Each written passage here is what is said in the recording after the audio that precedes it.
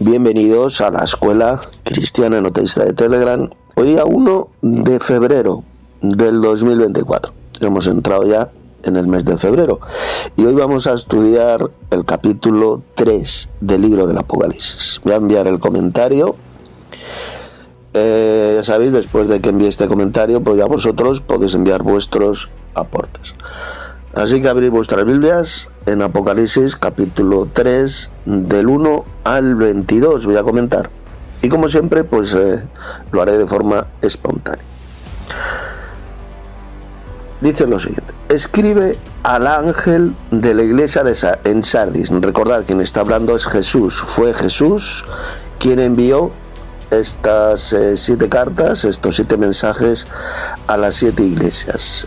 Jesús se lo envía al ángel de la iglesia en Sardis. Esto ya lo expliqué ayer, lo hemos explicado en los 2 capítulos anteriores. Aquí no está enviando Jesús estos mensajes al pastorcillo de la iglesia. Además, las iglesias del siglo I no estaban gobernadas como hoy en día por un solo pastorcillo. El sistema de gobierno que había en el siglo I, en la época de los apóstoles, era un consejo de ancianos. Eran ancianos, personas mayores de gran edad, que eran los que gobernaban cada una de las iglesias. En cada iglesia había varios ancianos. Por lo tanto, es imposible que aquí el ángel de la iglesia se esté refiriendo al pastorcillo, al pastor de cada una de estas iglesias. No, entonces lo estuvimos viendo. El texto dice bien clarito: el ángel. Cada iglesia tiene un ángel, y aunque las epístolas, los mensajes de Cristo aquí a las iglesias están dirigidos a cualquier cristiano verdadero, que si alguno tiene oído, oiga lo que el Espíritu dice a las iglesias, refiriéndose a Cristo. Cristo es el Espíritu edificante, es quien envió estos mensajes a las 7 iglesias. No está hablando del Espíritu Santo por ninguna parte, se está refiriendo a Cristo, se le llama el Espíritu. Entonces, los mensajes, cada uno de estos mensajes va dirigido al ángel de cada iglesia. El que tiene los 7 espíritus de Dios. Esto ya lo estuve explicando ayer. Los 7 espíritus de Dios son los 7 ángeles de Dios. Están al servicio de Cristo. Son los 7 ángeles, los 7 espíritus que están delante del trono de Dios y están al servicio de Cristo. Por eso dice en Jesús, está hablando Jesús, el que tiene los 7 espíritus de Dios. Esos 7 espíritus, repito, están al servicio del Señor Jesucristo resucitado. Lo más probable es que estos 7 ángeles, estos 7 espíritus, serán los que tocarán las 7 trompetas y los que derramarán las 7 copas de la ira de Dios. Los encargados de hacer esto van a ser estos 7 ángeles, estos 7 espíritus. Recordad que la Biblia a los ángeles se le llama espíritus. Ahora lo estamos viendo, lo dice Hebreos capítulo 1. El que hace a sus ángeles espíritus. Por lo tanto, recordad, no está hablando del Espíritu Santo por ninguna parte, está hablando de estos 7 espíritus que son los 7 ángeles que están al servicio de Cristo. El que tiene los 7 espíritus de Dios y las 7 estrellas, es lo mismo. A estos espíritus, a estos ángeles se le llama estrellas. A los ángeles en la Biblia hay pasajes donde también se le llama estrellas. Estrellas, espíritus, ángel, se refiere a lo mismo. Dice esto, está hablando Jesús y dice: yo conozco tus obras. Esto ya lo estuvimos viendo, como el Señor Jesús conoce lo que hacemos, conoce perfectamente nuestros hechos, nuestras obras, nos examina constantemente lo que hacemos. Que tienes nombre de que vives. Fijaos lo que dice Jesús a estos de la iglesia de Sardis. Dice que tenían nombre de que viven y estás muerto. La iglesia de Sardis era una iglesia muerta. Tenían nombre de que viven, los avivados, como ocurre por ejemplo con los falsos cristianos pentecostalocos. Los pentecostales, los pentecostalocos se les llaman los avivados, el avivamiento. Siempre dice el avivamiento, tienen nombre de que vives ¿Y qué le dice Cristo? Estás muerto. Están muertos, no tienen vida en el espíritu, no tienen vida espiritual, están muertos en sus delitos y pecados. Y le sigue diciendo Jesús, sé vigilante. Es decir, vigila lo que estás haciendo, examínate, y afirma las otras cosas que están para morir. Había cosas que hacían que igual que estaban para morir. Había algunas cosas que todavía no habían desaparecido, y dice que vigilara esas cosas porque iban a morir, porque no he hallado tus obras perfectas delante de Dios. Las obras, ¿de qué está hablando aquí Jesús? ¿Está hablando de fe? No, no está hablando de fe, está hablando de hechos, de obras. Sus obras no eran perfectas delante de Dios. Estaban practicando el mal. Fijaos, habla de hechos, de obras. Y le sigue diciendo Cristo, acuérdate pues de lo que has recibido y oído, y guárdalo y arrepiéntete. ¿Qué significa esto? Porque Cristo les dijo que se acordaran de lo que habían recibido y oído. ¿Qué es lo que recibieron los primeros cristianos? ¿Qué hemos recibido? Pues la verdadera doctrina, la doctrina de Cristo, la doctrina de los apóstoles. Es lo que hemos recibido y que lo que hemos escuchado. Y dice que guárdalo. Tenemos que guardar esa verdadera doctrina enseñada por Cristo y enseñada por sus apóstoles, y que encontramos en las páginas del Nuevo Testamento. Y arrepiéntete, les dice a estos cristianos de la iglesia de Sardis que se arrepintieran, que cambiaran su forma de pensar. Pues si no velas, vendré sobre ti como ladrón. Esto lo enseñó Jesús también en el Evangelio. Tenemos que estar velando, tenemos que estar despiertos, porque si no estamos despiertos y nos dormimos, entonces entrarán lobos rapaces en el rebaño enseñando doctrinas de demonios. Si no estamos vigilando, si no estamos observando y guardando lo que recibimos, que es la verdadera doctrina, pues si no estamos así, si no estamos despiertos, Cristo vendrá sobre nosotros como ladrón, y no sabrás a qué hora vendré sobre ti. Está hablando de su futura venida gloriosa. Jesús vendrá como ladrón.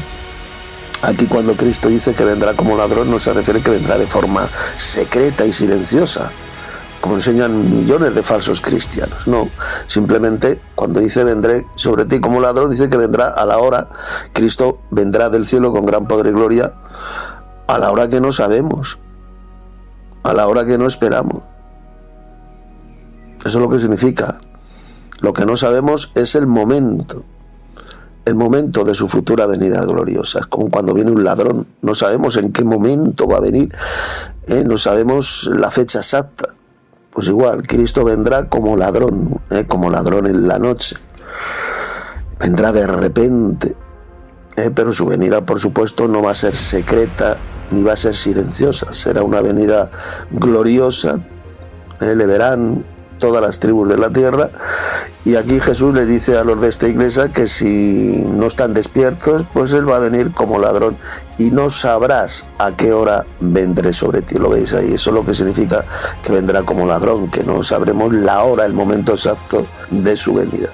Y dice seguidamente Jesús lo siguiente a esta iglesia, que bueno, que ya les da un elogio. Dice, pero tienes unas pocas personas en Sardis, pocas.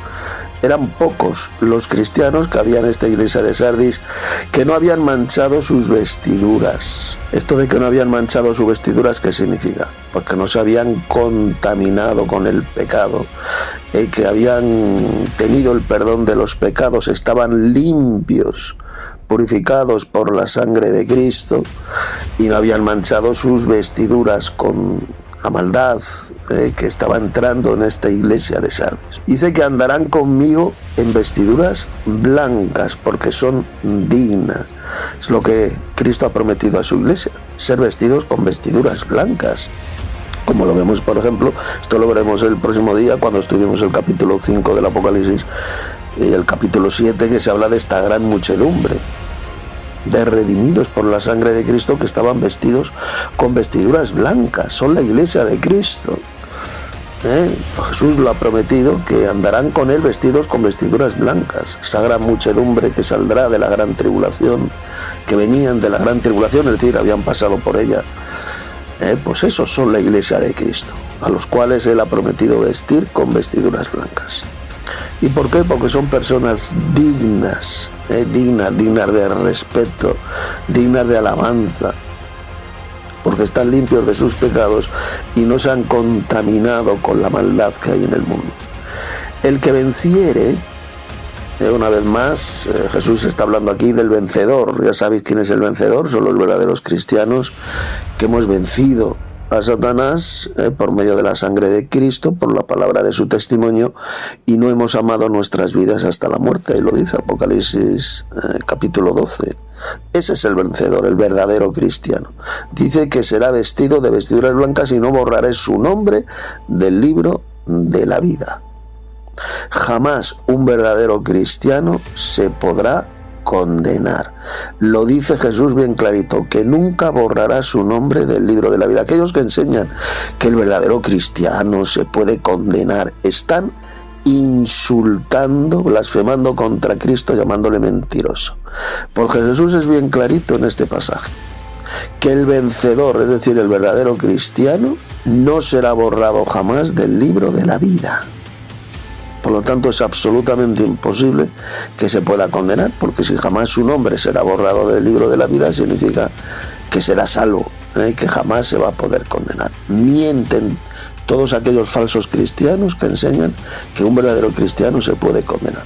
Enseñan todo lo contrario de lo que dice Jesús en este pasaje, de que no va a borrar jamás su nombre del libro de la vida. Y confesaré su nombre delante de mi Padre. Esto nos lleva a esas palabras que dijo Jesús en el Evangelio, que el que me confesare delante de los hombres, el que no se avergüence de él, el que le confesare delante de los hombres, también él lo va a confesar delante de su Padre. Pues aquí lo dice Jesús. Y delante de sus ángeles. Y ahora dice Jesús, el que tiene oído, oiga lo que el Espíritu dice a las iglesias. Esta expresión, estas palabras, lo más probable es que quien las diga sea el escritor, es decir, el apóstol Juan. Ya dice Juan, el que tiene oído, oiga lo que el Espíritu dice a las iglesias. Es decir, está diciendo Juan que es este mensaje para cualquier cristiano, de cualquier época. Los que tenemos oídos, oigamos lo que Cristo, es decir, el Espíritu, dice a las iglesias. Los mensajes son para toda la iglesia, para todos los cristianos, los verdaderos cristianos. No solamente para los cristianos que había ahí en esa iglesia de Sardis, no, se refiere a todos. Todos los que tengan oído, oigan lo que Cristo dice a las iglesias. Escribe, y ahora Jesús envía este mensaje a la iglesia de Filadelfia. Escribe al ángel de la iglesia de Filadelfia. Recordad, no se está refiriendo a ningún pastor de la iglesia, sino al ángel de esa iglesia de Filadelfia. Cada iglesia tiene un ángel protector. Esto dice el santo, el verdadero, el que tiene la llave de David, el que abre y ninguno cierra, y cierra y ninguno abre. Aquí cuando dice esta frase, esto dice el santo, esto seguramente quien lo está diciendo es Juan, el escritor. Esto dice el santo, refiriéndose a Jesús. Fijaos, se le llama el santo. En el Antiguo Testamento al Señor Jehová también se le llama el santo, indicando así que es el mismo, exactamente el mismo Dios. El Señor Jehová mencionado en el Antiguo Testamento, que se apareció al pueblo de Israel, es llamado el santo, el verdadero, y resulta que aquí en el Apocalipsis es Jesús, el que tiene la llave de David, es decir, es del linaje de David, tiene el poder de gobernar, es lo que significa la llave de David, tiene el poder sobre la casa de Israel, y es el descendiente biológico del linaje del rey David, el que abre y ninguno cierra, y cierra y ninguno abre. Aquí nos está hablando de la autoridad que tiene Cristo. Toda autoridad en el cielo y en la tierra, como dijo Jesús. Toda autoridad o todo poder me ha sido dado en el cielo y en la tierra. Mateo capítulo 28. Y dice Jesús a esta iglesia, a la de Filadelfia: yo conozco tus obras. ¿Lo ves? Una vez más, Cristo sabe y conoce perfectamente lo que hacemos cada uno de nosotros. Por eso tenemos que tener mucho cuidadito con lo que hacemos y con lo que decimos, porque Jesús nos examina constantemente a cada uno de nosotros, de los cristianos. Él conoce nuestras obras. He aquí, he puesto delante de ti una puerta abierta. ¿Esto qué significa? Pues que Cristo puso una puerta abierta en el sentido de que le dio la oportunidad, les abrió el camino, les abrió la puerta para que esta iglesia de Filadelfia predicara el Evangelio. Una puerta a la cual nadie puede cerrar. Porque aunque tienes poca fuerza, esta iglesia de Filadelfia tenía poca fuerza, eran débiles, los elogia, les dice: has guardado mi palabra y no has negado mi nombre. Guardaban la palabra de Cristo.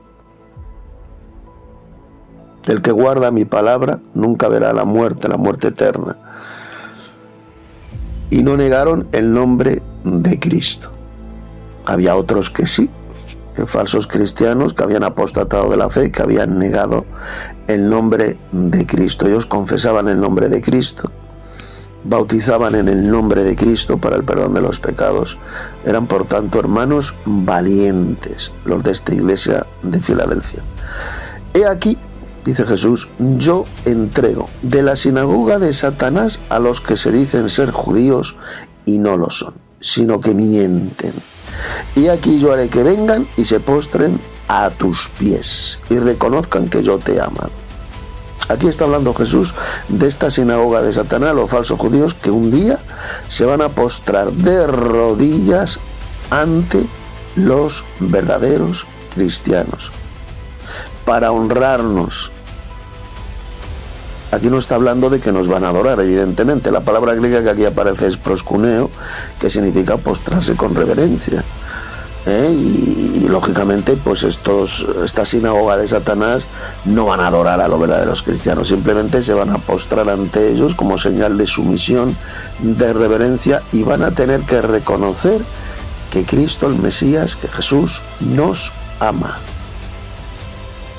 Los falsos judíos, esta sinagoga de Satanás, al final van a tener que reconocer que Cristo nos ama.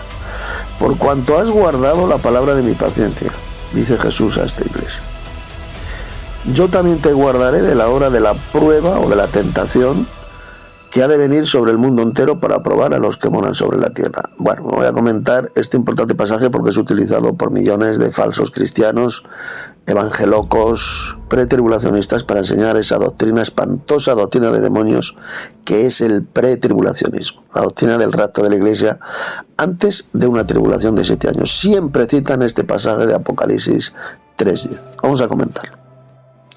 Por cuanto has guardado la palabra de mi paciencia. ¿A qué se refiere Jesús? Por cuanto has sido paciente, porque eres paciente, tienes paciencia en medio de la tribulación. Estamos esperando con paciencia la venida, la manifestación gloriosa de nuestro gran Dios y Salvador Jesucristo, como leemos en el Tito 2:13. Porque has hecho esto, porque eres paciente, yo también te guardaré de la hora de la prueba que ha de venir sobre el mundo entero. Está hablando aquí Jesús de una tribulación de 7 años, ¿verdad que no? Dice que nos va a guardar de la hora de la tentación, que es la palabra que se utiliza, significa tanto prueba como tentación. Unas versiones bíblicas lo han traducido por prueba, como esta, la Reina Valera, y otras lo han traducido por tentación, es lo mismo. Dice que nos va a guardar de la hora de la tentación que ha de venir sobre el mundo entero. Fijaos que no está hablando, no está diciendo, mira, yo te guardaré de la hora de una tribulación de 7 años que vendrá sobre el mundo entero. No. ¿Verdad que no dice eso? No hay ni un solo versículo de la Biblia donde Jesús haya prometido a su iglesia, a los cristianos verdaderos, guardarnos de una tribulación de 7 años. Eso es una de las más grandes patrañas y doctrinas de demonios que se puedan enseñar. Aquí habla Jesús de que nos guardará de la hora de la tentación. Evidentemente nos guarda de la tentación, ¿cómo? No permitiendo que caigamos en la tentación. Nos libra de la tentación. Como dijo Jesús, el Padre Nuestro, que dijo: no nos dejes caer en la tentación, mas líbranos del mal. Es del mal de lo que nos libra Dios. No dejando que caigamos en la tentación. Esto es lo que significa la expresión: te guardaré de la hora de la tentación. Una tentación que ha de venir sobre el mundo entero. Aquí recordad, cuando habla del mundo entero, en este pasaje no se refiere al planeta entero, a toda la humanidad. Esta expresión aparece muchas veces en el Nuevo Testamento y no se refiere al planeta entero, se refiere al Imperio Romano. En este caso se refiere a la tentación que va a venir sobre el futuro imperio de la bestia, la nueva restauración del Imperio Romano. Ya sabéis, un imperio que estará formado solamente por 10 reinos, 10 reyes. Ahí se va a implantar el reinado, el gobierno de la bestia, en ese imperio formado solo por 10 reyes, no por el mundo entero, no por el planeta entero. Entonces, cuando habla aquí del mundo entero, se refiere a ese reinado, a ese imperio, que va a ser el futuro imperio de la bestia, donde va a venir la mayor tentación de toda la historia, que va a ser la marca de la bestia. Va a ser una tentación, así es como Satanás va a tentar a millones de personas para que se pongan la marca de la bestia para poder comprar y vender. Esa va a ser la mayor tentación de toda la historia. Y Cristo nos va a librar de esa hora de la tentación, no permitiendo que caigamos en esa tentación, no permitiendo que nos pongan esa marca de la bestia, ese sello en la frente y en la mano derecha para poder comprar y vender. Nos va a librar de esa hora de la tentación. Es a la tentación que se está refiriendo el pasaje. No está hablando, como podéis ver, de ninguna futura tribulación de 7 años, ni está hablando, por supuesto, del rapto de la iglesia, del arrebatamiento. ¿Dónde menciona aquí Jesús el arrebatamiento de la iglesia? En ninguna parte. Eso es una fábula mentirosa, una espantosa doctrina de demonios inventada por millones y millones de falsos pastores y falsos maestros evangelocos. Aquí no habla, repito, ni del arrebatamiento de la iglesia, ni de ninguna futura tribulación de 7 años. Habla de que va a venir una hora de la prueba, de la tentación sobre el mundo entero, es decir, sobre ese futuro imperio de la bestia. ¿Y para qué? Para probar a los que moran sobre la tierra. Va a probarnos esa tentación, va a probar a los verdaderos cristianos. Los verdaderos cristianos no se dejarán poner ese sello en la frente y en la mano derecha, pero los falsos cristianos sí que se pondrán esa marca de la bestia para poder comprar y vender. Por eso es que dice para probar. Dios prueba nuestra fe. Siempre lo ha hecho a lo largo de la historia, ha probado nuestra fe. ¿Y cómo prueba nuestra fe?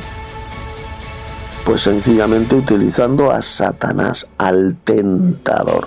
Dios utiliza al diablo, a Satanás, siempre lo ha hecho a lo largo de la historia, para probar nuestra fe.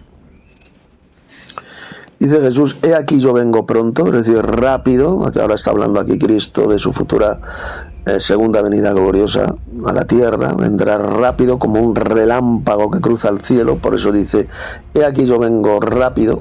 Aquí ha sido traducido por pronto, pero es una mala traducción. No se refiere a que vendrá pronto, sino que vendrá rápidamente, como un relámpago que cruza el cielo. El relámpago que sale del oriente y se muestra hasta el occidente, así será la venida del Hijo del Hombre. Va a ser rápida, como un relámpago, ¿de acuerdo? No significa que será pronto, no vendrá pronto, pues ya han pasado más de 2000 años desde que se escribieron estas palabras y Cristo todavía no ha venido del cielo con gran poder y gloria.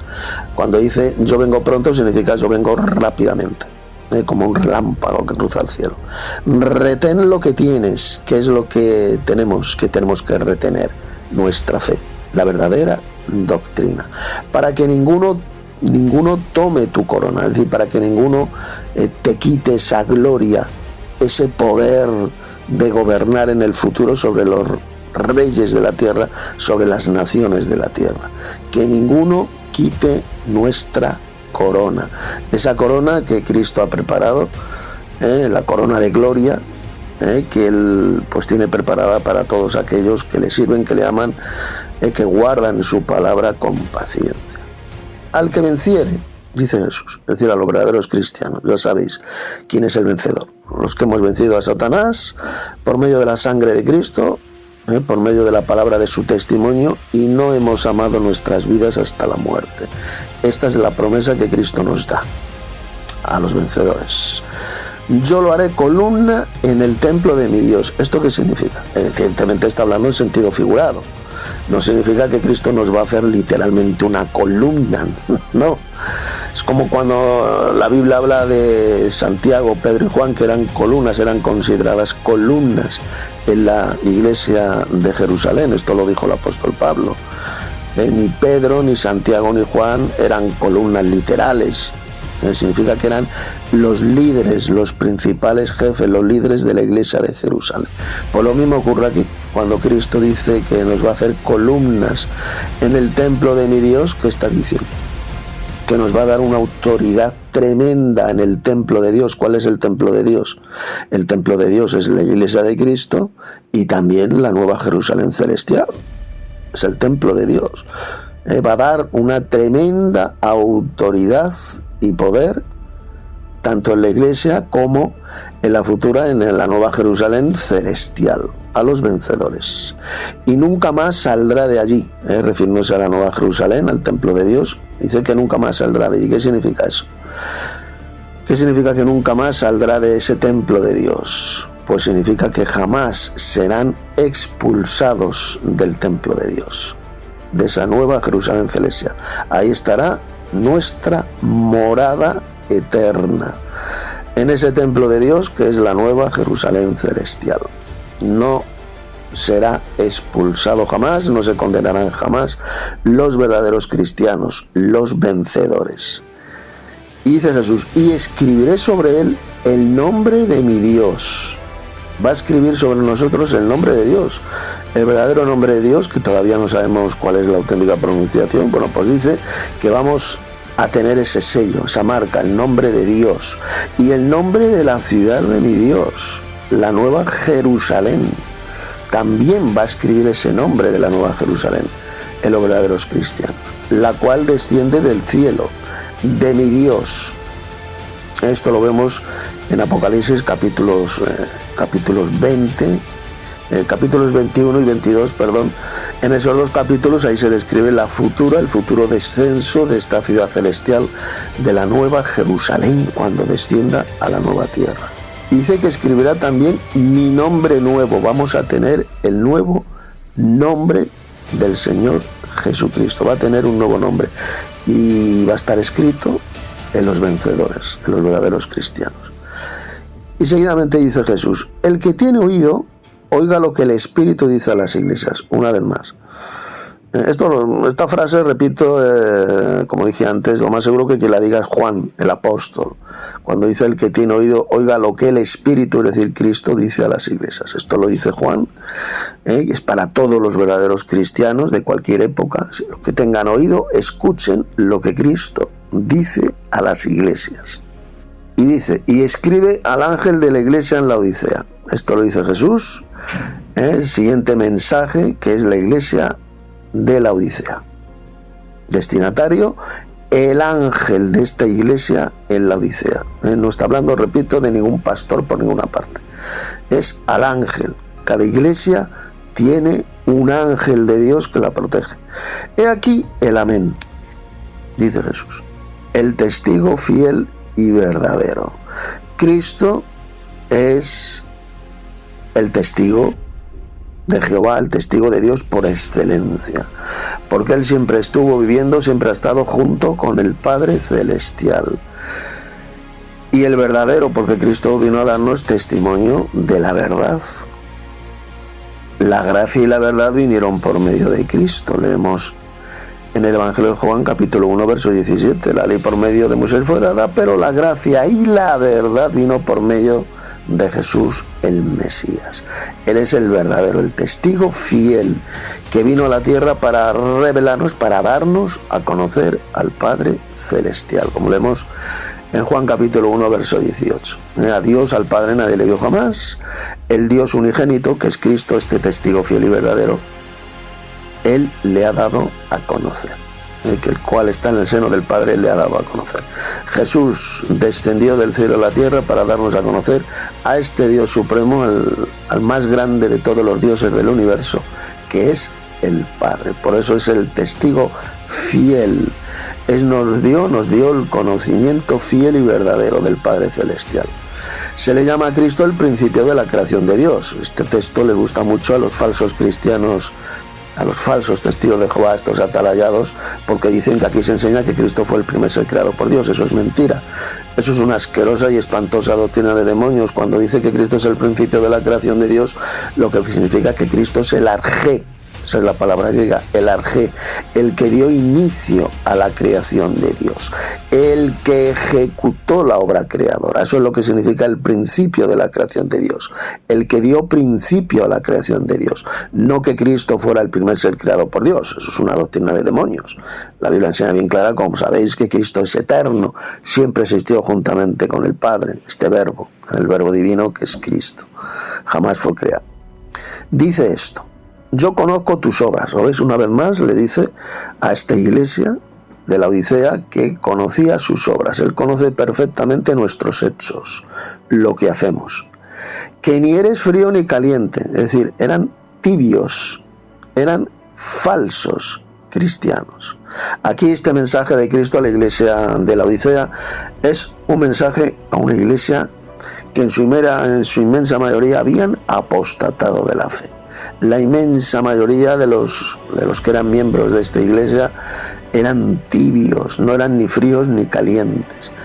Ojalá fueses frío o caliente, pero por cuanto eres tibio y no frío ni caliente, te vomitaré de mi boca. Eso es lo que va a hacer Jesús con estos falsos cristianos tibios.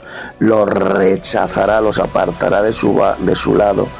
Le dan náuseas, son vomitivos, porque son tibios, ni están con uno, ni están con otro, ni están con Cristo, ni están con el mundo, están una vez con el mundo, otra vez con Cristo, son tibios, y por eso es que Cristo los va a rechazar, los va a vomitar. Porque tú dices, esto es lo que dicen estos falsos cristianos, fijaos, dicen, yo soy rico y me he enriquecido, y de ninguna cosa tengo necesidad. O sea, se creen autosuficientes, creen que son ricos porque viven en casas lujosas, tienen mucho dinero, por supuesto que han robado a sus descerebradas ovejas por medio del falso diezmo monetario, el falso diezmo iglesiero, pues se han enriquecido. Dicen que de ninguna cosa tienen necesidad, se creen ya cristianos verdaderos, creen que Dios los ha bendecido con dinero, con riquezas. Y fíjate lo que le dice Jesús. Y no sabes que tú eres un desventurado, miserable, pobre, ciego y desnudo. Eso es lo que son estos falsos cristianos del sistema iglesiero apóstata.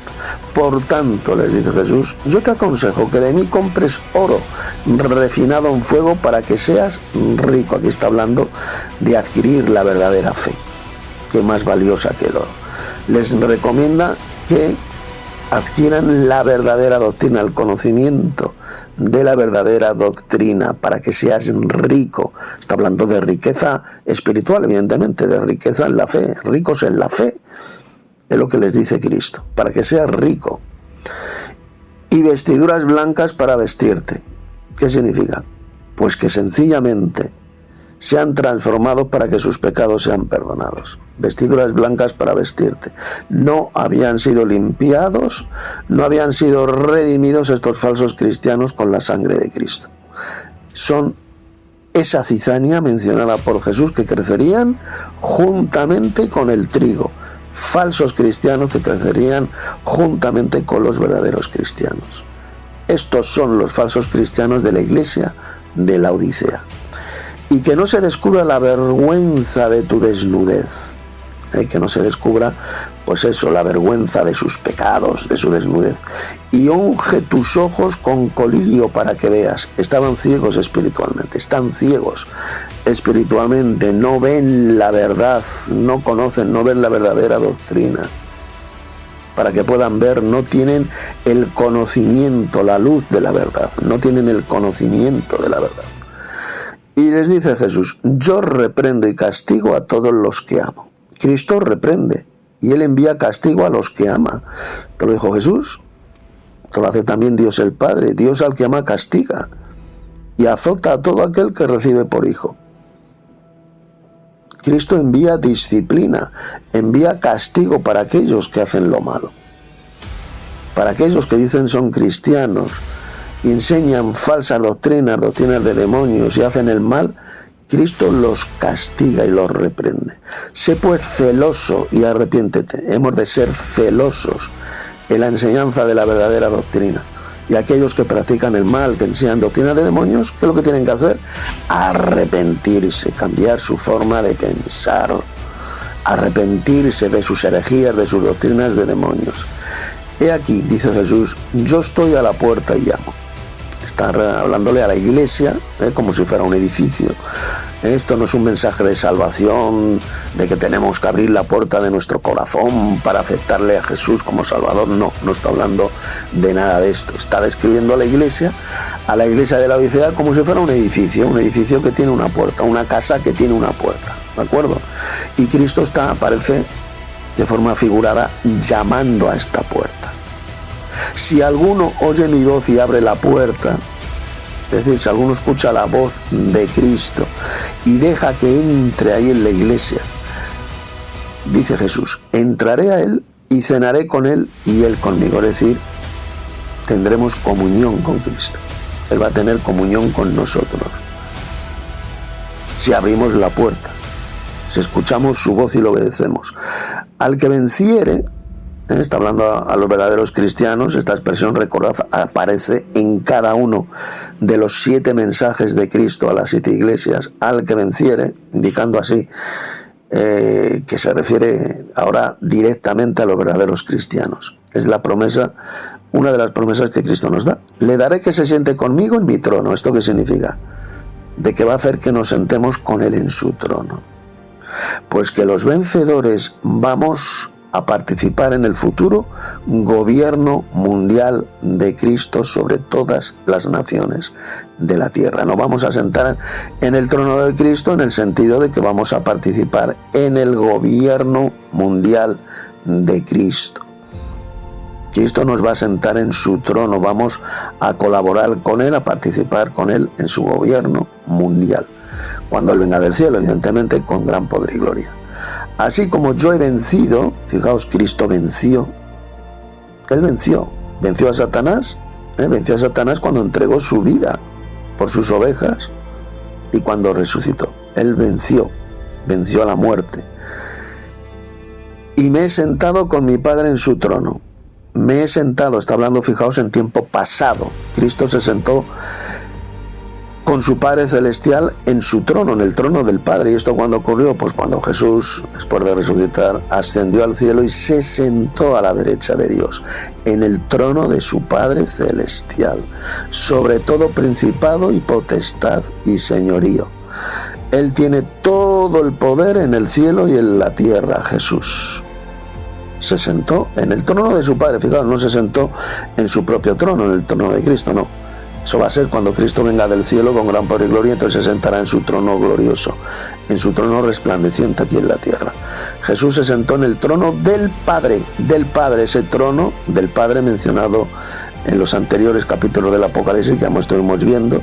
Ahí está sentado el Padre Celestial, el Dios Supremo. Pues Cristo se sentó en ese mismo trono del Padre, a su derecha.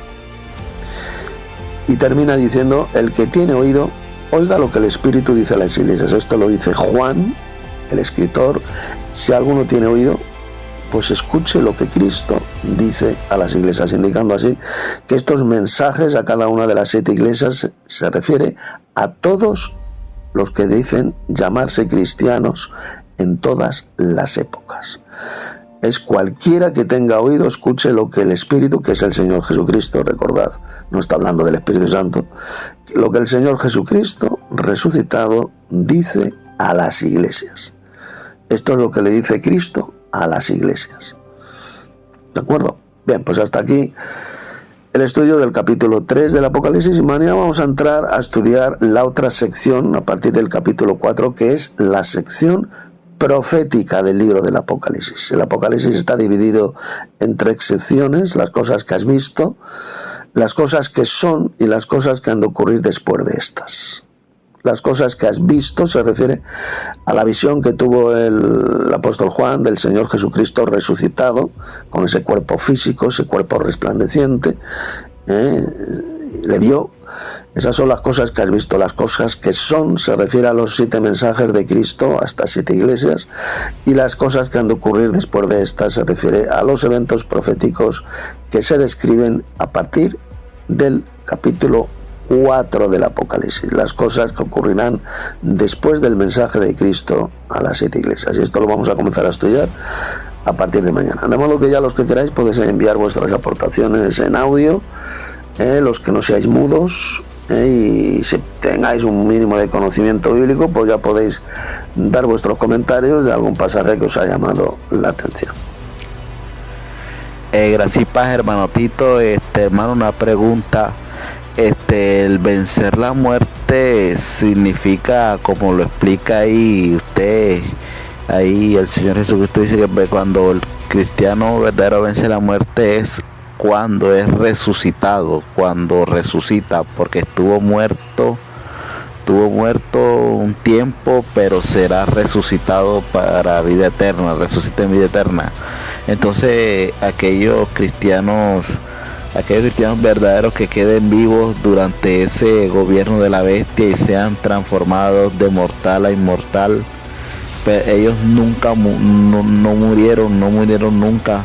También se les puede calificar de vencedores, porque como no resucitaron, solo se transformaron de mortal a inmortal.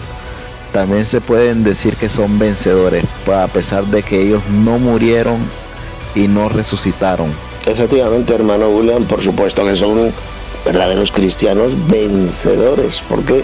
Porque han vencido a Satanás por medio de la sangre de Cristo, por la palabra de su testimonio, del testimonio de Cristo, que ya sabemos todos que se refiere al Apocalipsis. Ese es el testimonio de Jesucristo.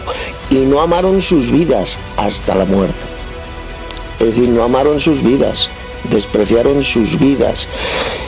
Y que algunos que no van a morir, pues claro, habrá cristianos verdaderos que estarán vivos cuando Cristo venga, no experimentarán la muerte. Dice que esto lo dijo bien claro el apóstol Pablo: no todos moriremos, pero todos seremos transformados. Entonces, estos santos de Dios, por ejemplo, que sean llevados a cárceles o a campos de concentración, pues muchos de ellos no morirán. Cuando Cristo venga, cuando llegue el momento de la venida gloriosa de Cristo, van a estar vivos. Claro que son vencedores, sufrieron la tribulación, pasaron por la tribulación, por la persecución, estaban en cárceles, pasaron hambre, pasaron sed, etc. Ellos sufrieron esa persecución y por lo tanto son también los vencedores, los que van a reinar con Cristo sobre las naciones de la tierra. Vencieron a Satanás por medio de la sangre de Cristo, por la palabra de su testimonio, y no amaron sus vidas hasta la muerte. Que habrá otros que sí, que serán muertos, que les cortarán la cabeza, por supuesto que sí, lo dice Apocalipsis 13, verso 10. Aquellos que estén destinados a ser llevados en cautividad irán en cautividad, es decir, irán a campos de concentración. Aquellos que estén destinados a morir por la espada morirán, es decir, les cortarán la cabeza. Esos serán los dos destinos. Unos serán llevados a cárceles o a campos de concentración, y a otros los decapitarán, les cortarán la cabeza. Ahí lo dice Apocalipsis 13, verso 10. Todos ellos son los vencedores, son los que reinarán con Cristo, tendrán autoridad sobre las naciones y las gobernarán con vara de hierro. Bueno, en el comentario que di sobre Apocalipsis 3 se me olvidó decir una cosita, y es cuando en Apocalipsis 3:12 Cristo glorificado por 4 veces le llama mi Dios al Padre Celestial. Le llama mi Dios por 4 veces. ¿Esto qué significa? Esto no se me olvidó comentarlo. Pues significa que hay un Dios supremo que está sobre Cristo. Cristo resucitado tiene un Dios sobre él que es el Padre Celestial. El Dios supremo, el más grande de todos los dioses, y él tiene autoridad sobre Cristo. Cristo es el segundo Dios que está subordinado al Dios supremo que es el Padre Celestial. Le llama mi Dios, indicando por supuesto que el Dios supremo es únicamente el Padre Celestial, el más grande de todos los dioses. Y Cristo pues es el segundo Dios. A Cristo se le llama Dios, es nuestro gran Dios, es un Dios grande, nuestro gran Dios y Salvador Jesucristo, como leemos en Tito 2:13, por ejemplo, pero al mismo tiempo este Señor Jesucristo, este Dios grande, tiene a otro Dios más grande sobre él, que es el Padre Celestial. Esta es la verdadera enseñanza, la verdadera teología bíblica, la cual rechazan y pisotean tanto los falsos cristianos trinitarios como los falsos cristianos arrianos y monoteístas, que enseñan la mentira, la doctrina de demonios de que solamente existe un Dios. Eso es mentira. La Biblia jamás dice que solo existe un Dios. Lo que dice la Biblia es que hay un Dios supremo, el más grande de todos los dioses, que es el Padre Celestial, y no ningún falso Dios trino. Y Jesucristo sencillamente pues es el segundo Dios. Es un Dios grande, el Verbo divino, y el Verbo era Dios, Juan 1:1, es un segundo Dios que está subordinado al Dios supremo que es el Padre Celestial. Esa es la auténtica y verdadera teología bíblica, la cual rechazan y escupen tanto los falsos cristianos arrianos como por ejemplo los falsos testigos de Jehová y los falsos cristianos trinitarios. Saludos hermanos, gracia y paz. Bueno, voy a dar mi aportación sobre Apocalipsis capítulo 3. Los versos que a mí más me gustaron son el verso 14, el verso 15, 16 y el verso 20. Voy a empezar ordenadamente. Apocalipsis capítulo 3, verso 14. Dice: y escribe al ángel de la iglesia en la Odisea: he aquí el amén, el testigo fiel y verdadero, el principio de la creación de Dios, dice esto. De este verso lo que más me ha gustado es donde dice el testigo fiel y verdadero, refiriéndose al Señor Jesucristo. El Señor Jesucristo es el testigo de Jehová por excelencia, porque Él estuvo con el poderoso supremo antes de la creación del mundo. Es un ser coeterno con el Padre y verdadero. Jesús es un verdadero testigo de Jehová y además vino a la tierra para darnos a conocer al Padre. Vino a darnos un testimonio verdadero, que era la del Padre. Era un testimonio del Padre que Jesús vino a darnos a conocer. No era su propio testimonio, como él dice en algunos de los evangelios, me parece por Juan. Cuando Felipe le preguntó al Señor Jesucristo: muéstranos al Padre, Jesús le dijo: tanto tiempo que estoy con vosotros y no me conocéis. El que me ha visto a mí, ha visto al Padre. O sea, conocer a Jesús es como conocer al Dios Padre. Eso fue lo que respondió Jesús. Y pues Jesucristo es el principal testigo de Jehová por excelencia.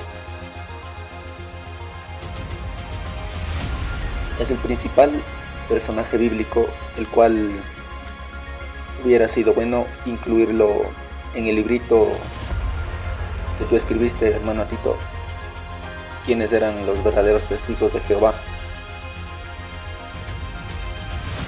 ya que Él existía antes de la creación de todas las cosas, juntamente con el Padre Celestial.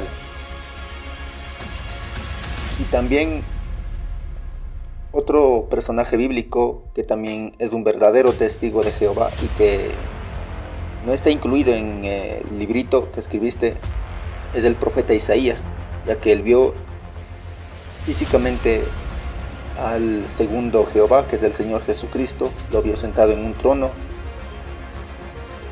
Por lo tanto, también dicho profeta es un verdadero testigo de Jehová. Y no solo eso, sino que algunos de los personajes bíblicos del Antiguo Testamento como del Nuevo Testamento no solamente son testigos de Jehová o testigos de Cristo, que es lo mismo, ya que Jesucristo es el segundo Jehová, sino que también son dioses, son seres poderosos bíblicamente hablando. Por ejemplo, Moisés en el Antiguo Testamento, en el Nuevo Testamento el apóstol Pedro, el apóstol Pablo y el mismo Señor Jesucristo cuando caminó entre los hombres. Sin embargo, los mal llamados testigos de Jehová de esta era moderna ni son testigos de Jehová porque nunca han visto físicamente al segundo Jehová, que es el Señor Jesucristo, ni son dioses, es decir, seres poderosos, porque no tienen esos poderes sobrenaturales como lo tenían dichos personajes que mencioné anteriormente. Sigo con el verso 15 y 16 del capítulo 3 de Apocalipsis, que dice: Yo conozco tus obras, que ni eres frío ni caliente. Ojalá fueses frío o caliente, pero por cuanto eres tibio y no frío ni caliente, te vomitaré de mi boca. En el sistema religioso tradicional suelen enseñar que la tibieza espiritual consiste cuando un cristiano tiene un pie en el mundo y otro pie en la iglesia. Pero resulta que esa interpretación que dan del pasaje 15 y 16 de Apocalipsis 3 es totalmente falsa. Aquí no habla de eso, sino que se refiere a los falsos pastores del sistema iglesiero apóstata que suelen seguir este camino que es Jesucristo por beneficio personal, viendo su propia conveniencia.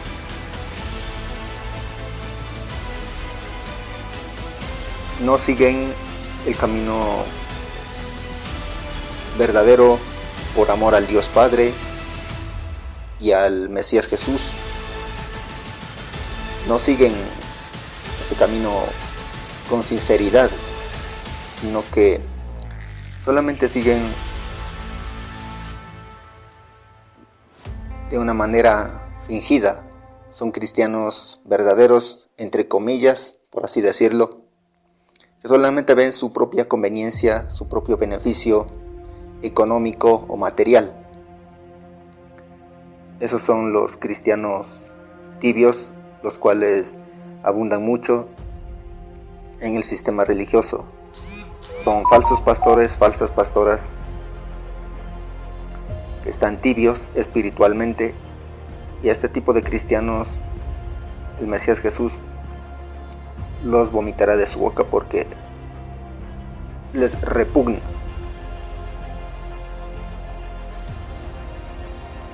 Un verdadero cristiano caliente sigue este camino que es Jesucristo con sinceridad, por amor al Dios Padre y al Mesías Jesús, y sin mirar ningún tipo de beneficio personal.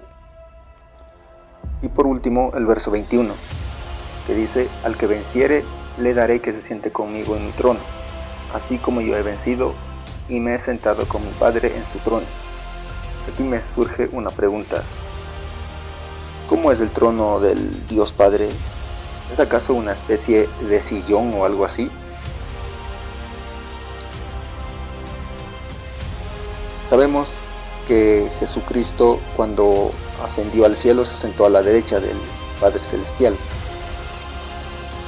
Pero lo que no sé es cómo es ese trono. ¿Es un solo trono o son dos tronos? ¿Qué tal, hermano Henry? Bueno, pues la respuesta es muy simple. La tenemos la respuesta en Apocalipsis capítulo 4. Ahí se describe con todo lujo de detalles cómo es el trono celestial de Dios, el Padre. Ahí lo dice. Voy a pegar ahora el pasaje y lo vamos a leer. ¿Cómo es el trono del Padre Celestial? Por supuesto que es un trono literal, es un trono celestial, estará hecho con materiales celestiales, evidentemente. Es un trono absolutamente literal, no simbólico.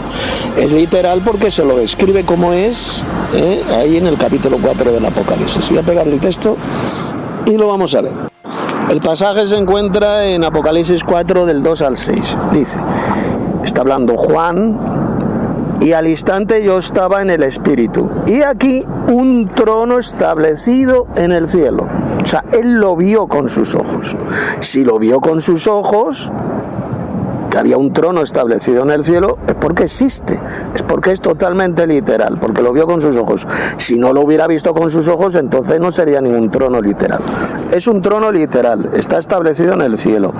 Y luego dice, y en el trono uno sentado, refiriéndose lógicamente al Padre Celestial.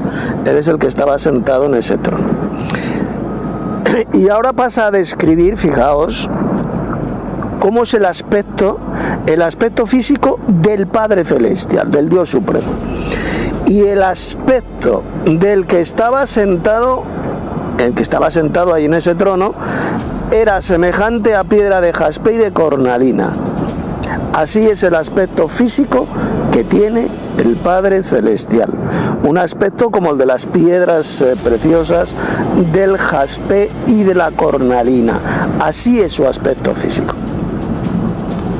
No está diciendo que el Dios Padre sea una piedra de jaspe, de cornalina y no, dice semejante.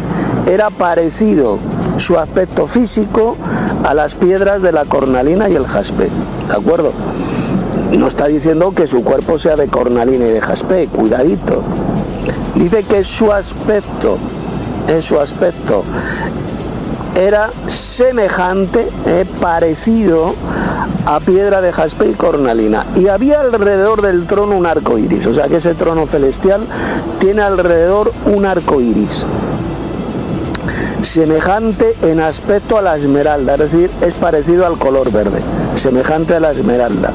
Es un arco iris que rodea ese trono de Dios.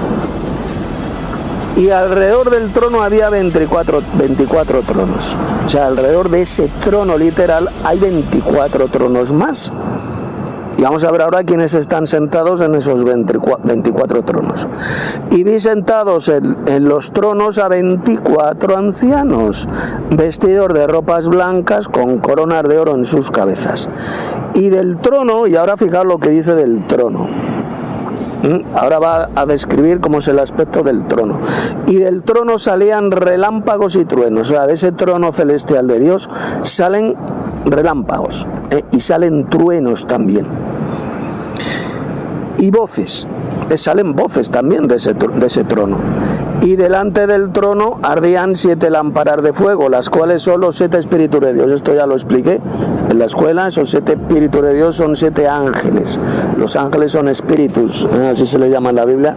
Son 7 ángeles que están delante, como dice aquí, delante del trono de Dios.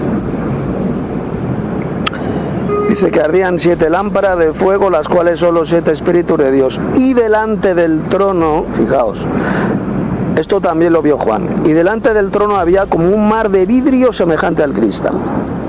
O sea, debe ser un lugar impresionantemente bello y celestial.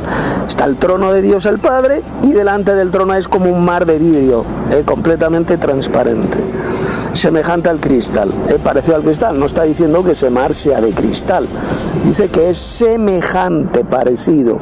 O sea, Juan pues lo tiene que comparar con el cristal. Y junto al trono y alrededor del trono 4 seres vivientes llenos de ojos delante y detrás. Estos son querubines, ¿de acuerdo? No son ángeles, no dice que sean ángeles. Estos son querubines, como se describe también en el libro del profeta Ezequiel. Son querubines. Pues ahí lo tenemos. Será un trono, es un trono absolutamente literal, es un trono físico que está en el cielo, y en ese trono pues se encuentra sentado, se sienta el Dios Supremo, que es el Padre Celestial. Ojo, cuidado, esto no significa que constantemente esté sentado el Padre Celestial en ese trono. No significa que durante las 24 horas del día, los 7 días de la semana, constantemente todos los días esté sentado en el trono. Está sentado en el trono pues cuando va a hacer algo importante, pues está sentado en ese trono. Esto, repito, no significa que constantemente el Dios Padre viva ahí sentado en un trono. Eso es ridículo, ¿sabes? Es absurdo. Está el trono celestial de Dios, y cuando Dios se quiere sentar en ese trono celestial, pues se sienta. Y fue en ese trono celestial de Dios en el cual también se sentó Jesús, a la derecha de Dios. Es un trono amplio, pueden caber perfectamente 2 personas, y a la derecha se sentó Jesús cuando ascendió al cielo. Y ya cuando Jesús venga del cielo, cuando venga a la tierra con gran poder y gloria, se va a sentar en su propio trono, que va a estar aquí en la tierra. Hermano Tito, y cuando el profeta Isaías vio al segundo Jehová, que es el Señor Jesucristo, ¿significa que Jesús ya se sentaba en ese trono del Dios Padre antes de la existencia de todas las cosas? Por supuesto que sí, hermano. En ese pasaje de Isaías capítulo 6, ahí Isaías vio al Señor Jesús. Sabemos que era Jesús, ¿por qué? Porque lo dijo el propio apóstol Juan, en Juan capítulo 12. Era Jesús a quien vio su gloria, y vio que estaba ahí sentado en un trono, en ese trono celestial. Es decir, en ese trono también se puede sentar Jesús. Jesús glorificado. Unas veces está sentado en ese trono celestial Dios el Padre, el Dios Supremo. Otras veces en ese trono se sienta Jesús, puede estar sentado Jesús, u otras veces pueden estar sentados los dos juntos, Dios Padre y Jesús a su derecha. Así de simple. Ahí en Isaías capítulo 6 a quien vio fue a Jesús, ahí sentado en ese trono celestial. Bueno, aquí Luis hace una pregunta que voy a contestar. Dice, si Dios es espíritu, ¿por qué Juan lo vio? Bueno, la pregunta es buena, ¿eh?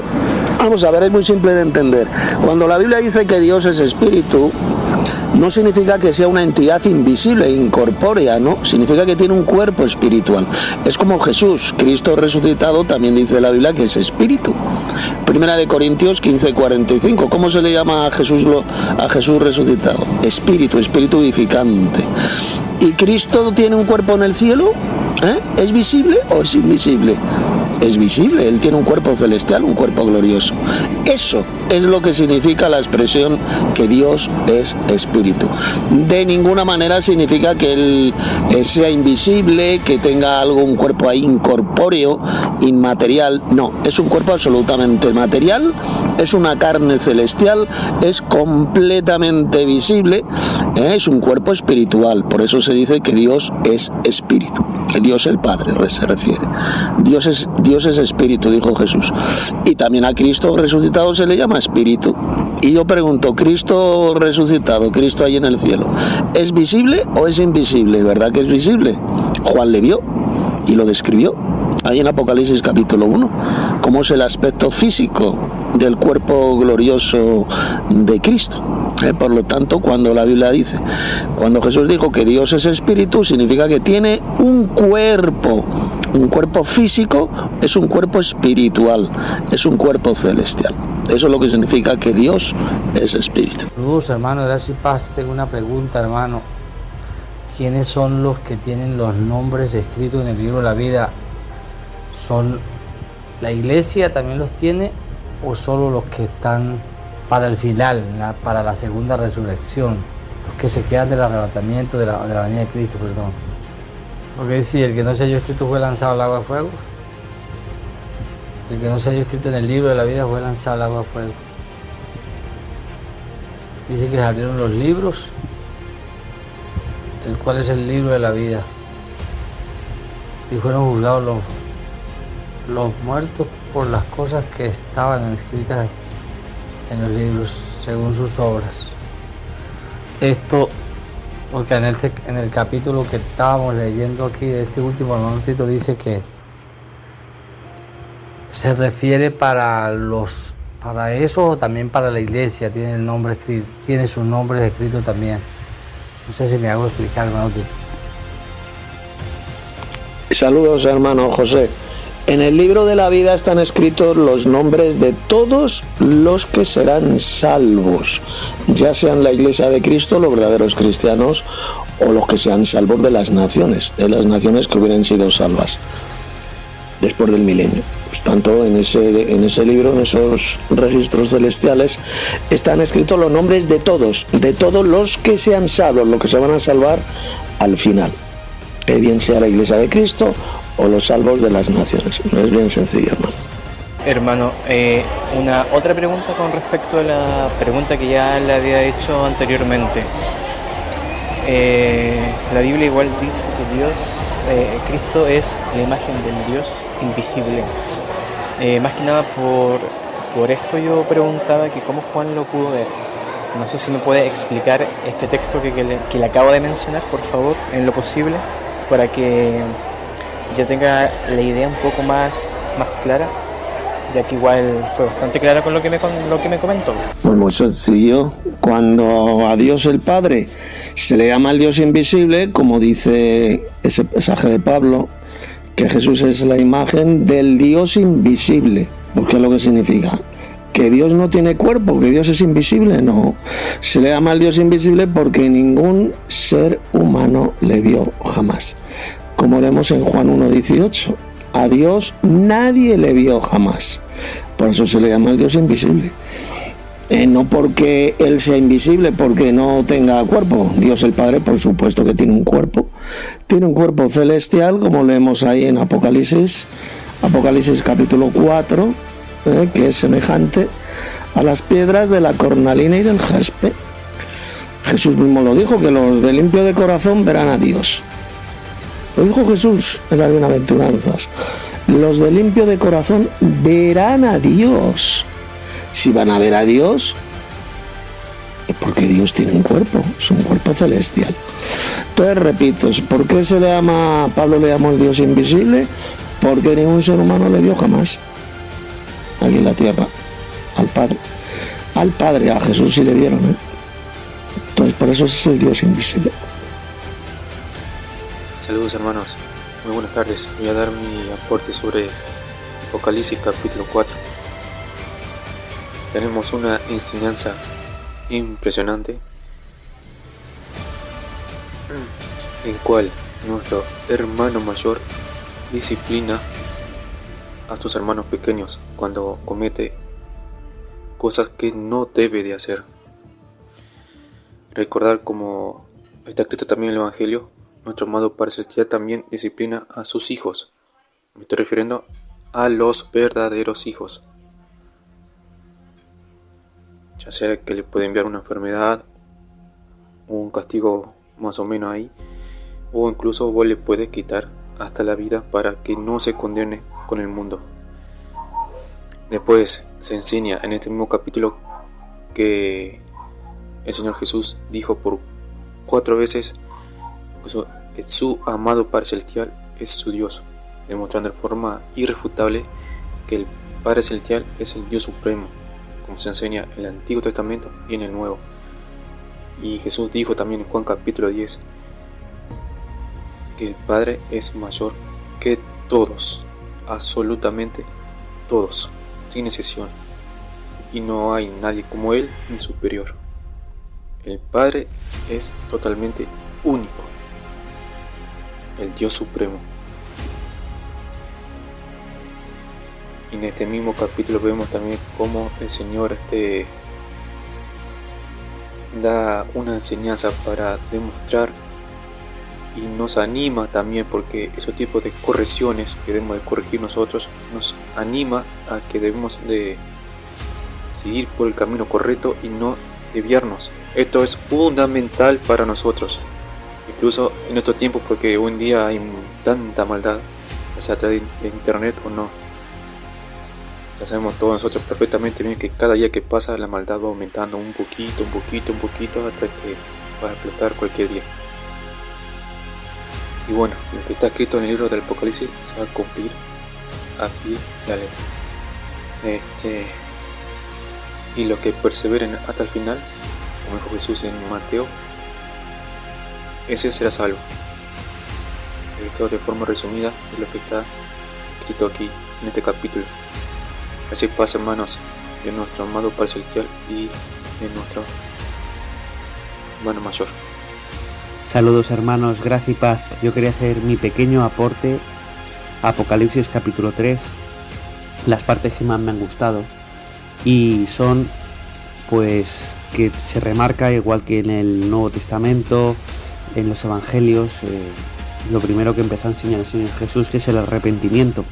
Eso es lo más importante, arrepentirse de los pecados, de la vida del pasado, y empezar la verdadera doctrina y empezar a ser un seguidor de Jesucristo verdaderamente. Y también pues el Señor Jesús aquí nos enseña pues que había pocos cristianos en una de las iglesias, pocos cristianos verdaderos, y eso es algo que a veces nos podemos llegar a sentir, así como que somos pocos, rodeados de muchos, pero que no tenemos que desfallecer por eso, sino que sabemos que el Señor Jesús está feliz con nosotros y por nosotros, y que le tenemos a nuestro lado, y a Dios Padre igual. Entonces, aunque seamos pocos verdaderos, pues no pasa nada. Luego también me gustó muchísimo la explicación que ha dado el hermano Tito sobre la hora de la prueba. Eso ya hemos hablado bastante sobre esto en la escuela muchas veces, hay vídeos en YouTube sobre ello de nuestra escuela, y es algo realmente importante, cómo Satanás va a probar a la humanidad y será con la marca de la bestia, y todo aquel que se la ponga pues no entrará en el reino de los cielos, será atormentado, irá al lago de fuego. Esa va a ser la auténtica prueba, donde realmente pues se sabrá quién se la pone para viajar, para seguir pagando las facturas, para dar de comer a sus hijos. Será una prueba bastante dura, pero nosotros lo tenemos muy claro, que la recompensa va a ser muy buena, por no ponerse la marca de la bestia y seguir a la bestia por las cosas materiales de este mundo. Y ya por último, hermanos, pues también quería remarcar, y que me gustó muchísimo, pues las recompensas que le promete Dios a sus hijos, a nosotros, y es que vamos a tener el nombre de Dios Padre sobre nosotros, en alguna parte de nuestro cuerpo o de nuestra ropa, no sé, pero va a ser algo maravilloso. Y también vamos a tener un nombre nuevo, y también vamos a saber el nombre nuevo del Señor Jesús, es decir, el Señor Jesús va a tener un nombre pues que ahora mismo no tiene, y va a ser maravilloso conocerlo y entenderlo, y que vamos a gobernar a las naciones para Dios, y junto con Dios vamos a tener un gran privilegio, y va a ser, hermanos, la eternidad va a ser algo maravilloso, y merece la pena luchar por ello, perseverar en la verdadera doctrina, arrepentirse, bautizarse en el nombre del Señor Jesús, no desfallecer aunque seamos pocos, superar la hora de la prueba cuando venga la marca de la bestia. Y hermanos, va a ser realmente increíble, así que seguir así. Gracia y paz a todos. Gracias, hermano Enrique, por el excelente aporte. A mí del capítulo 3 del Apocalipsis, me gusta todo, pero el pasaje que más importante veo, que más me resalta, es el verso 10. Apocalipsis 3:10, ya sabéis el famoso pasaje. Esas palabras de Jesús que dijo el Señor a la iglesia de Filadelfia: por cuanto has guardado la palabra de mi paciencia, yo también te guardaré de la hora de la tentación que ha de venir sobre el mundo entero, para probar a los que moran sobre la tierra. O sea, esa promesa de Jesús, de que nos va a guardar en la hora de la tentación para no caer en esa tentación terrible que va a venir en el futuro, en el imperio de la bestia, que va a ser la marca de la bestia. que va a ser una tremenda tentación de Satanás, y de la cual pues vamos a ser puestos a prueba. O sea, Dios nos va a probar. Por medio de esa tentación nos va a probar, va a utilizar a Satanás, al tentador, para ponernos a prueba. Y los falsos cristianos, la cizaña, pues van a caer en esa tentación. Y se van a poner la marca de la bestia en la frente y en la mano derecha para poder comprar y vender. O sea, lo que va a hacer es probar a todos los verdaderos cristianos que vivan ahí, en ese imperio de la bestia que estará formado, como sabéis, por 10 reinos. 10 reyes. Así que ese es el pasaje que más, para mí, el más importante de todo el capítulo 3 del Apocalipsis. Pues nada, mañana publicaré los 2 capítulos, el 2 y el 3. Si durante estas horas algún hermano quiere enviar algún otro mensaje en audio, relacionado por supuesto con estos 2 capítulos del Apocalipsis, pues que lo haga. Así es, hermano Tito, va a ser una prueba tremenda. Y esto que hemos vivido años atrás, y esto lo voy a decir con mucho cuidado, para que no nos perjudique pues YouTube y todo el mundo lo pueda escuchar, pues lo que hemos vivido ha sido un experimento y una especie de prueba de Dios Padre para entrenamiento de los verdaderos cristianos. Y al igual que pues la gente, los falsos cristianos decían, no, pues me tengo que poner esto porque si no, no voy a viajar, si no, no voy a entrar al restaurante, si no me voy a quedar sin trabajo, si no, no me van a pagar un sueldo. Ha sido una especie de pequeña prueba para ver quién es capaz de confiar en Dios hasta cuando tu mundo se derrumba. Y los verdaderos cristianos pasaron esa prueba, porque yo la pasé, el hermano Tito la pasó y muchos la hemos pasado, el hermano Dani Mote también. Muchos la hemos pasado confiando en Dios y no nos pasó nada. Hemos podido volver a viajar, hemos podido ir al restaurante, hemos podido hacer lo que nos ha dado la gana. Entonces, estos falsos cristianos pues argumentarán de que ya vino el Señor Jesús, que es la bestia, pero claro, ellos dirán, no, es el Señor Jesús, ha aterrizado aquí con las naves de Satanás, ya ha llegado el reino de Dios y hay que ponerse pues este sello, no, nos habíamos confundido con la interpretación de la Biblia. Dirán un montón de excusas, pero los verdaderos cristianos saben que primero viene el mal, primero viene Satanás, primero viene esa gran prueba, y luego, después de la tribulación, viene el Señor Jesucristo a salvarnos y a que empiece ya el milenio. Y unos serán arrebatados y otros serán resucitados. Entonces, hermanos, bueno, esto ya lo veremos más adelante en siguientes capítulos de este libro de Apocalipsis, pero esa hora de la prueba, esa prueba, a todos los que escuchan, quiero que sepan que es algo muy, muy, muy importante y que no se dejen engañar. Primero viene el mal y luego, 3 años y medio después, 1260 días, viene el Señor Jesucristo con los ejércitos celestiales. Efectivamente, hermano Enrique, totalmente de acuerdo con lo que has dicho, así es. Sencillamente esto ha sido un preludio, ha sido una prueba, un ensayo de lo que va a ocurrir en el imperio de la bestia dentro de poco. Ha sido un ensayo.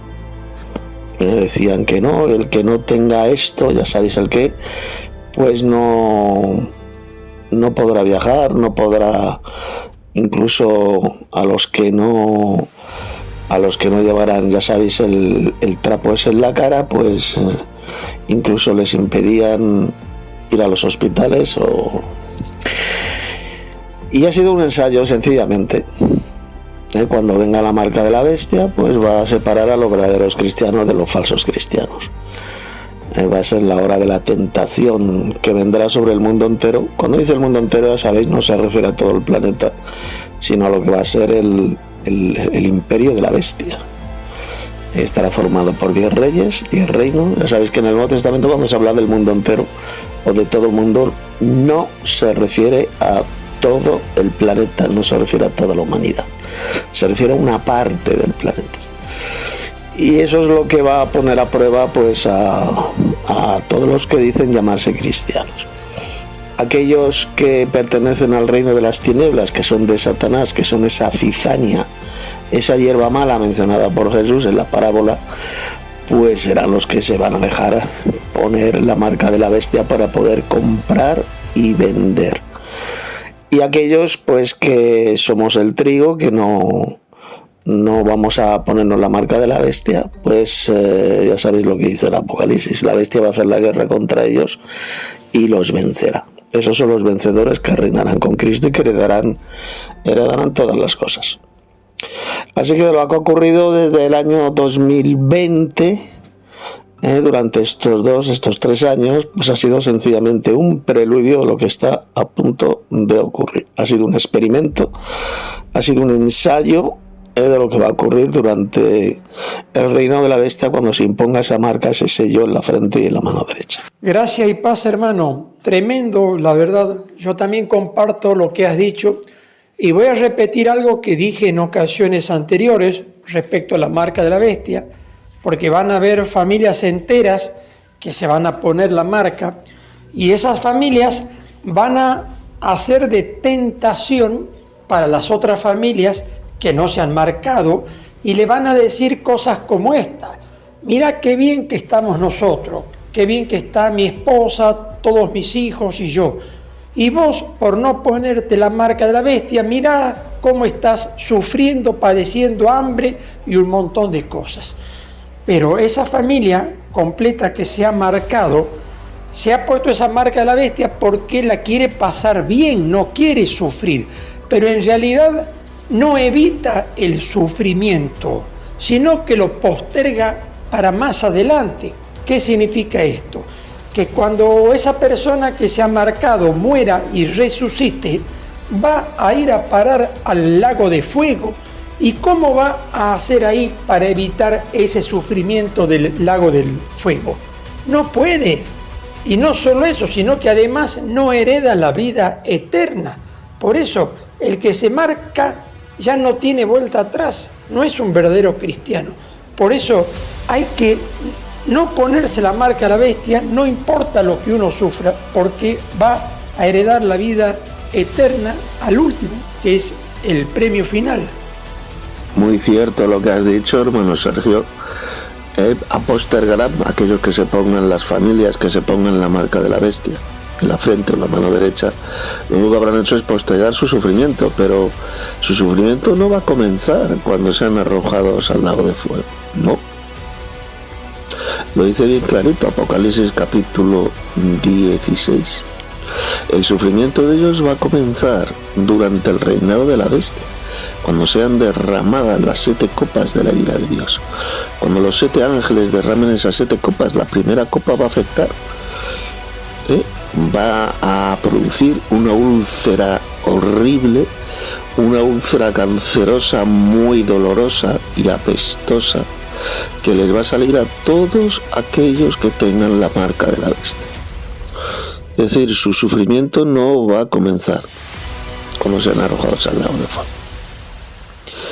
Y no tendrán reposo ni de día ni de noche. Los que adoren a la bestia y reciban su marca no van a poder descansar, no van a poder dormir durante ese tiempo que va a durar el reinado de la bestia, que van a ser 42 meses. No tendrán descanso ni de día ni de noche todos los que adoren a la bestia, los que adoren a su imagen y los que reciban su marca en su frente y en su mano. Así que no es así, no va a ser cuando sean arrojados al lago de fuego, eso va a ser lo peor. Eso es lo que van a recibir al final, cuando Cristo venga en gloria y sean arrojados al lago de fuego. Pero ya ellos ya van a comenzar a sufrir un tormento terrible, justo después, muy poco tiempo después de que se pongan la marca de la bestia. No tendrán, lo dice el Apocalipsis, y ahora voy a pegar el pasaje porque es que es impresionante, no tendrán descanso, no tendrán reposo ni de día ni de noche. ¿Esto qué significa? Porque muchas veces hemos leído ese pasaje del Apocalipsis y muchos no entienden lo que significa. Cuando dice que no tendrán reposo ni de día ni de noche, significa que no van a poder descansar, no van a poder dormir durante esos 42 meses, 3 años y medio, que va a durar el reinado de la bestia. Y cuando ya hacia al final del reinado de la bestia, los 7 ángeles de Dios derramen esas 7 plagas, esas 7 copas de la ira de Dios, pues van a recibir una úlcera, una llaga tan apestosa y tan dolorosa en su piel que desearán morir. Eso es lo que va a ocurrir con todos los cobardes, los falsos cristianos, los apóstatas y todos los hijos de Satanás, todos los malvados que se pongan ese sello de la bestia, que por supuesto van a decir que es el sello de Dios. Recordad que el libro del Apocalipsis habla también del sello de Dios que va a estar en la frente de los siervos de Dios. ¿Por qué lo que va a decir Satanás, la bestia y el falso profeta? Porque ese es el sello de Dios, y que aquellos que se lo pongan van a recibir la vida eterna, se van a salvar, van a poder comprar y vender. Eso es lo que van a decir, que es el sello de Dios. No penséis que van a decir, bueno, esta es la marca de la bestia, y los que se la pongan podrán comprar y vender. No. Satanás no es tan estúpido. El diablo lo que va a decir es que es el sello de Dios mencionado en el Apocalipsis. Así de simple. Y millones de falsos cristianos y apóstatas de la fe van a caer en esa tentación, toda esta cizaña, esta hierba mala mencionada por Jesús en la parábola del trigo y la cizaña, van a caer en esa tentación porque son hijos del maligno, son esa hierba mala mencionada por Cristo que un día serán arrojados al fuego. Todos estos hijos del maligno, falsos cristianos de todas las iglesias apóstatas, van a caer como imbéciles en esa terrible tentación que va a venir sobre todos los que vivan en el imperio de la bestia. Evidentemente los verdaderos cristianos que creemos en el Apocalipsis, que estaremos predicando el testimonio de Jesucristo que es en el Apocalipsis, jamás caeremos en esa terrible tentación. Cristo nos librará de esa tentación, de esa hora de la tentación, por cuanto hemos guardado la palabra de su paciencia. Él lo dice bien claro: yo te guardaré de la hora de la tentación que ha de venir sobre el mundo entero para probar a los que moran sobre la tierra. Esa marca de la bestia va a probar a millones de personas. Va a sacar a la luz quiénes son los verdaderos cristianos y quiénes son los falsos cristianos. Así es como Dios va a probarnos, porque Dios prueba nuestra fe. Esto lo vemos constantemente en montones de pasajes de la Biblia, del Nuevo Testamento y del Antiguo Testamento también, como Dios nos prueba nuestra fe en Él. ¿Y nos prueba cómo? Pues bien simple, utilizando a Satanás, el tentador. Es una herramienta, el diablo, en las manos de Dios. Nos va a probar y va a permitir que venga esa tentación para saber quiénes son el trigo y quiénes son la cizaña. Este es el pasaje que quería comentar porque es tremendamente importante este asunto. Volví a pegar el pasaje este del Apocalipsis, donde dice que todos aquellos falsos cristianos, todos los malvados y adoradores de la bestia, que se pongan la marca, el sello de la bestia en la frente y en la mano derecha, porque va a ser voluntario, totalmente voluntario, nadie se le va a obligar a que lleve la marca. Simplemente lo que van a decir es que el que no tenga ese sello, van a decir el que no tenga el sello de Dios, no va a poder comprar ni vender en el reino de Dios. Ese va a ser el terrible engaño. No van a tener reposo ni de día ni de noche. Voy a pegar el texto. Este pasaje que voy a leer es un texto que todos los verdaderos cristianos que creemos en el libro del Apocalipsis tenemos que conocer y aprender de memoria. Apocalipsis 14, versos 9 al 12 voy a leer. Y el tercer ángel, este va a ser el mensaje del tercer ángel, porque habrá 3 ángeles, van a predicar 3 mensajes, pues este va a ser el mensaje del tercer ángel. El tercer ángel lo siguió diciendo a gran voz: si alguno adora a la bestia y a su imagen, y dice ahora, y recibe la marca en su frente o en su mano. Esto está hablando de lo que va a ocurrir durante ese reinado de la bestia, que va a durar 3 años y medio, 42 meses. es cuando se comenzará a implantar la marca de la bestia, el sello de la bestia. En ese momento va a salir este ángel anunciando este mensaje de advertencia, este aviso que va a enviar, esta advertencia. Aquel que reciba la marca en su frente o en su mano, él también beberá del vino de la ira de Dios, que ha sido vaciado puro en el cáliz de su ira. Va a beber del vino de la ira de Dios, una ira de Dios que, como sabemos, va a ser derramada en Apocalipsis capítulo 16, cuando estos 7 ángeles derramen las 7 copas de la ira de Dios. No cuando sean arrojados al lago de fuego, sino van a comenzar a sufrir este terrible tormento cuando el primer ángel derrame la primera copa de la ira de Dios. Aquí lo dice, él también beberá del vino de la ira de Dios, que ha sido vaciado puro en el cáliz de su ira. Y ahora describe, fijaos, ahora dice este ángel, este mensaje del tercer ángel, lo que les va a ocurrir después, cuando sean arrojados al lago de fuego. Y será atormentado con fuego y azufre delante de los santos ángeles y del Cordero. Y el humo de su tormento sube o subirá por los siglos de los siglos. Eso es lo que va a ocurrir después, cuando ya en el día del juicio sean arrojados al lago de fuego y azufre. Pero mirad lo que dice ahora. Y no tienen, y aquí está hablando en tiempo presente, cuando está hablando cuando se imponga la marca de la bestia, para poder comprar y vender. Y no tienen reposo, es decir, descanso, de día ni de noche. ¿Esto qué significa? Esto lo hemos leído miles de veces siempre aquí en el Apocalipsis y muchos no se han fijado lo que significa. No tienen reposo de día ni de noche, es decir, no van a descansar, no van a poder dormir ni de día ni de noche. Imaginaos, 3 años y medio sin poder descansar, sin poder dormir, los que decidan ponerse el sello de la bestia, esta marca, esta especie de tatuaje, en la frente y en la mano derecha para poder comprar y vender. No van a tener descanso, no dormirán durante esos 42 meses, 3 años y medio.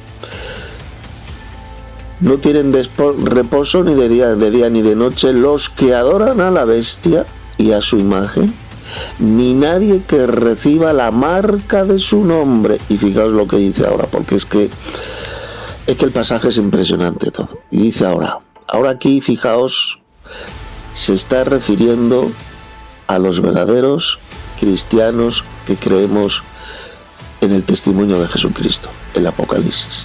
Dice, esto se va a cumplir cuando venga ese imperio de la bestia, ese reinado de la bestia, y se imponga la marca en la frente y en la mano derecha. Aquí está la paciencia de los santos. La paciencia. Aquí está la paciencia y la fe. Esta va a ser la terrible hora de la tentación que dijo Jesús en Apocalipsis 3:10. Aquí está la paciencia y la fe de los santos. La paciencia porque vamos a necesitar una tremenda paciencia para soportar ese tiempo de tribulación, de persecución que va a venir contra los santos de la Iglesia. Aquí cuando habla de los santos, evidentemente se está refiriendo a los santos de la Iglesia, En el Nuevo Testamento la Iglesia se la llama a los santos, no se refiere a otra clase de santos. A los santos de la Iglesia vamos a necesitar la paciencia en ese tiempo cuando se imponga la marca de la bestia. ¿Quiénes son estos santos que vamos a tener que tener paciencia? Los que guardan los mandamientos de Dios y la fe de Jesús. Y la fe de Jesús. O el testimonio de Jesucristo, que también se podría traducir. Los que guardamos los mandamientos de Dios, como por ejemplo hay uno de los mandamientos de Dios, ¿cuál es? No te postrarás ante los falsos dioses, no te postrarás ante las imágenes, ni las honrarás. Ahí tenemos uno de los más importantes mandamientos de Dios. no te postrarás ante las imágenes ni las adorarás.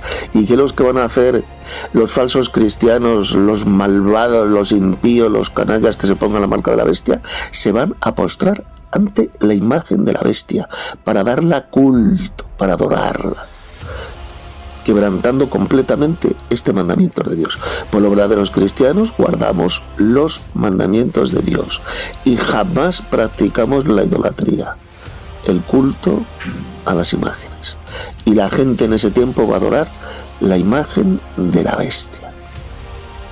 Por eso dice: aquí está la paciencia de los santos, los que guardan los mandamientos de Dios y la fe de Jesús. En la doctrina de Jesús también se podría traducir cuando dice aquí y la fe de Jesús. Fijaos qué curioso que no dice la fe en Jesús. ¿Os habéis fijado? Dice la fe de Jesús. No dice la fe en Jesús, que es muy diferente. Aquellos que guardan la fe de Jesús. ¿Qué es la fe de Jesús? La doctrina del Señor Jesucristo. La doctrina y la fe es exactamente lo mismo. Aquellos que guardamos la verdadera doctrina enseñada por Jesucristo, seremos librados de caer en esta terrible tentación de ponerse en la marca de la bestia. Terrible tentación que va a venir, como dice Jesús en Apocalipsis 3:10, sobre el mundo entero. Y recordad, cuando va a leer del mundo entero no se habla del planeta entero, no se refiere a toda la humanidad, se refiere a una parte de la humanidad que estará viviendo bajo el reinado de la bestia, ese futuro imperio de la bestia que va a durar 42 meses y estará formado solamente por 10 reyes, por 10 reinos, los que guardan los mandamientos de Dios y la fe de Jesús, la doctrina de Jesucristo. Aquellos que guardamos el mandamiento de Dios, no postrarnos ante las imágenes para darlas culto. Y aquellos que tenemos la verdadera doctrina del Señor Jesucristo, jamás recibiremos esta terrible ira de Dios, porque la sencilla razón que no vamos a tener ese sello de la bestia, esa marca de la bestia, que la van a hacer pasar por el sello de Dios mencionado en el Apocalipsis. Ese va a ser el terrible engaño que va a venir durante el reinado de la bestia. Y Cristo ya nos ha prometido, como dice Apocalipsis 3:10, guardarnos de esa hora de la tentación. Nos va a librar de caer en esa tremenda tentación y por tanto jamás recibiremos la terrible ira de Dios. Este es el mensaje que quería compartir. Pues con estos importantísimos mensajes que he enviado, doy por terminado el estudio de Apocalipsis capítulo 2 y el 3, estos dos capítulos, que los voy a recopilar y los voy a subir a mi sitio web. Así que mañana domingo vamos a comenzar a estudiar el tremendo capítulo 4 del Apocalipsis. Vamos a estudiar los dos, el 4 y el 5, porque ahora lo vamos a hacer así, la escuela bíblica. Van a ir los capítulos de 2 en 2, para terminar lo antes posible este tremendo estudio del libro del Apocalipsis. En vez de subirlos de capítulo por capítulo, va a ser en 2, de 2 en 2. Mañana comenzamos a estudiar los capítulos 4 y 5. De modo que la gracia y la paz de Dios nuestro Padre y del Señor Jesús, el Mesías, sea con todos los verdaderos hermanos en la verdadera doctrina. Es decir, en la verdadera fe. En la fe de Jesús. Que no es lo mismo que decir la fe en Jesús. Son dos cosas muy diferentes. La fe de Jesús, mencionada ahí en Apocalipsis, capítulo 14, se refiere a la doctrina, a la verdadera doctrina del Señor Jesucristo.